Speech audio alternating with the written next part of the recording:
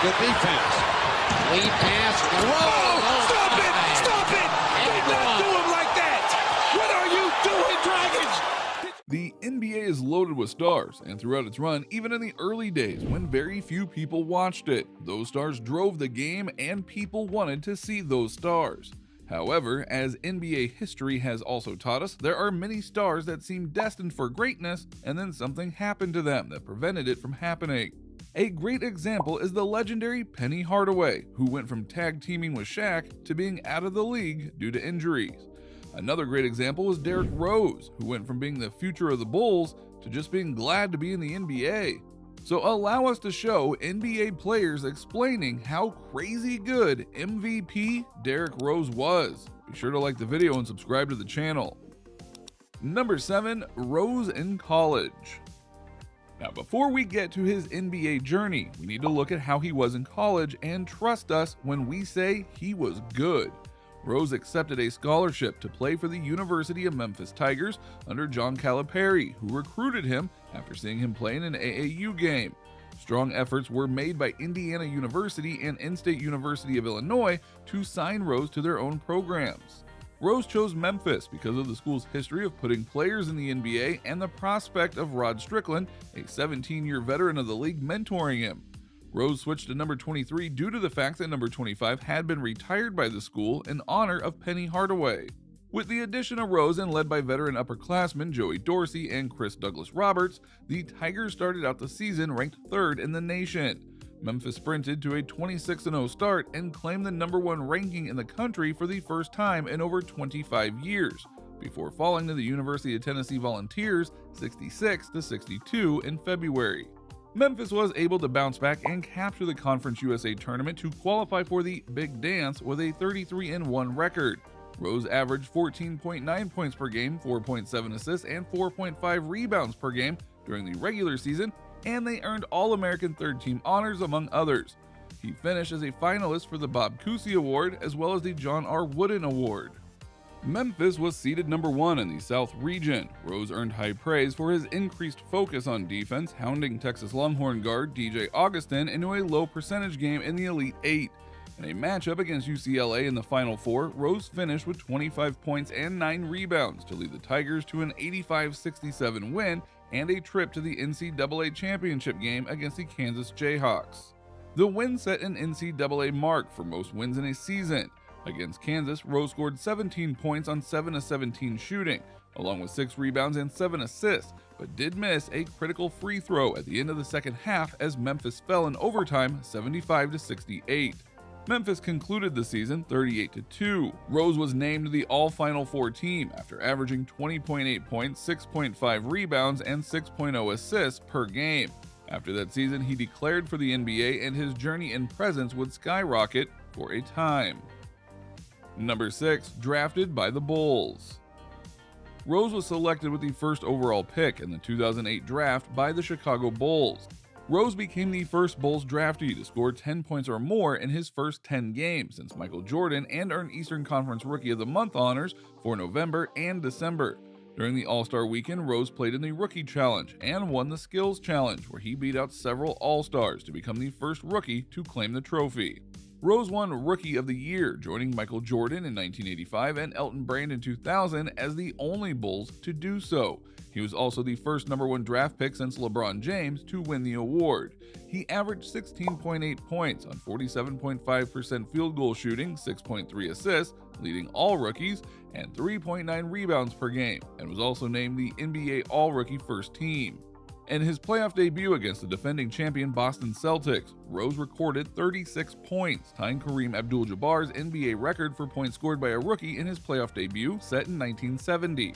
With 11 assists and 4 rebounds as the Bulls prevailed in a 105-103 overtime win on the road.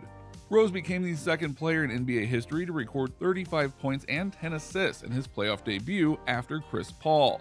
Rose averaged 19.7 points on 47.5% shooting, 6.3 assists, and 4.9 rebounds per game in his first playoff series, as the Bulls were defeated by the Celtics in 7 games. His sophomore season was just as good. He led the Bulls to a 62-20 record, the first time they had done that since Michael Jordan was there. That same season, he won the MVP trophy at just 22, the youngest to ever get that award.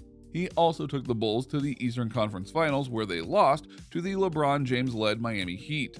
That sadly was the high point of his career, because what followed were years full of injuries and a slow release of hype in Chicago. The 2015-2016 season was his last with the Bulls, and while he is still in the NBA right now, he is not a star like he was in Chicago. He's a role player or a bench player. He still has skill, but he's not what he was, and other players know that. Number 5, Jamal Crawford. Let's start off player-wise with the biggest fan of Derrick Rose in Jamal Crawford. A very well-respected veteran of the NBA, Crawford has noted many times that he loved how Derrick Rose played in the league during his prime, even going so far in an interview to say that during Rose's MVP year, he was at such a high level of impact play that he, Crawford, would take him as a point guard against anyone in the NBA then or since. You can see his fanboy pride is glowing, but think about what that statement really means. Crawford has seen a lot of great point guards in the NBA during his time after he was drafted in 2000, including Steve Nash, Steph Curry, and many more legends and Hall of Famers. And yet he said that when Rose was at his peak in that MVP year, he was better than all of them. That is high praise. Number 4, Richard Hamilton. Let's go now to not just an NBA veteran, but a champion and a legend in Detroit and beyond, Richard "Rip" Hamilton. You know him as the man who played wearing a face mask and got powers from it and helped lead the Detroit Pistons to their 3rd NBA title ever back in 2004.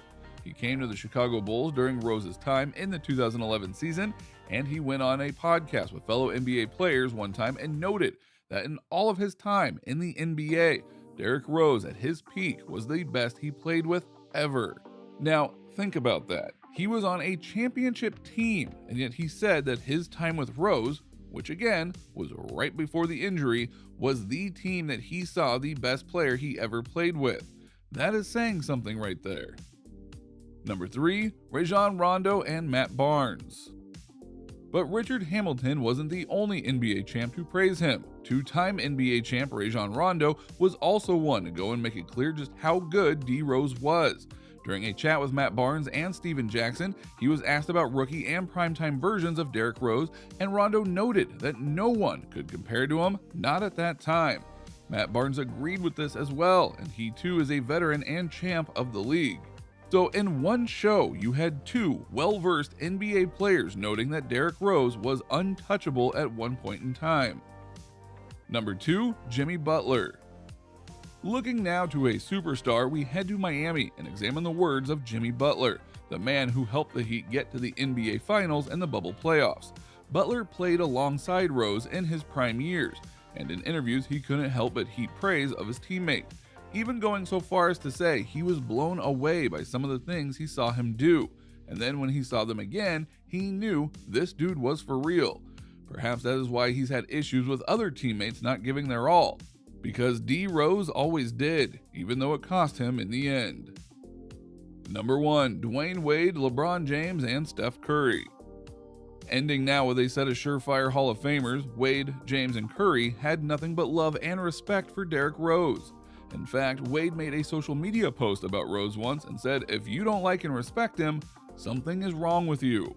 And fast forward to 2018, Rose had his best post-Bulls performance ever by making 50 points as a member of the Timberwolves, and both LeBron James and Steph Curry gave props to Rose for that, because it was very much a return-to-form performance, and they both praised his ability to stay in the league and showcase the skills that he still has. And again, he's still playing in the NBA right now. He is a member of the Knicks and doing rather well there, including being under his Bulls coach that he had once upon a time. Now, it is true that he'll never be MVP Rose again, but he's still going, and that deserves praise. So what do you think? What do you think of this look at the players who have been more than happy to praise the player that Derrick Rose was? Do you see now why he was a top-tier player once upon a time, and yet injuries devastated him and left him very much a shell of his former self? Are you, like Rose himself, just happy that he is still in the NBA? How big do you think he would have gotten if he hadn't been injured? Let us know in the comments below, be sure to subscribe, and we will see you next time on the channel.